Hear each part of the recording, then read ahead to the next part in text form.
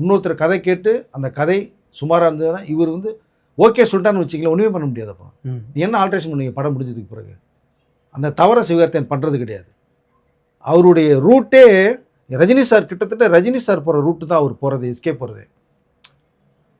ரெண்டாவது இப்போ கமல் தனக்கு மிகப்பெரிய திருப்பத்தை ஏற்படுத்தி கொடுத்தவர் அப்படிங்கிறனால கமல்கிட்ட டிஸ்கஷன் பண்ணுறாரு. கரெக்ட். அஜித் நெருங்கிய நண்பர் எஸ்கேக்கு. ஆர்டிஸ்ட் கோஆர்டிஸ்ட்னு விட்டுருங்க, அஜித்தோட பர்சனல் மேட்டரை எஸ்கேட்ட பேசுவார், எஸ்கேயோட பர்சனல் மேட்டர் அஜித்தை ஃபோனில் பேசுவார், நேரடி மீட் பண்ணுவாங்க. நெருங்கிய நண்பர் அஜித்துக்கு எஸ்கே அவுட் ஐடியா கேட்குறாரு. விஜய் என்னுடைய அண்ணான்னு சொல்லுவார். அவர் இருக்கிற பிஸியில் இப்போது இதுக்கு முன்னாடி சந்திச்சாங்க, பேசுனாங்க, இப்போ சந்திப்புகள் இப்போ அரசியலில் பண்ணதால விஜய். அதனால் இவர் நேரடியாக கதை கேட்பது இதுவரையும் அவர் தான் கதை கேட்டார். இப்போ தீர்மானமாக ஒரு முடிவு எடுத்து எதுவாக இருந்தாலும் ஒரு ½ டே தனியாக ஒதுக்கிட்டு கதை கேட்போம். ஓகே, முடிஞ்சு போச்சு. நீங்கள் ராத்திரி தூங்குறதோட கதை கேளுங்க, என்ன இருக்குது? அப்படி என்னங்க 24 hours பிஸியாக இருக்க போகிறீங்க? கிடையவே கிடையாது. அந்த ஒரு சும்மா கெத்து பந்தா காமிச்சிக்கிறது மற்ற ஹீரோக்கள். நான் இங்கே இருக்கேன், இங்கே கதை கேட்க முடியாது.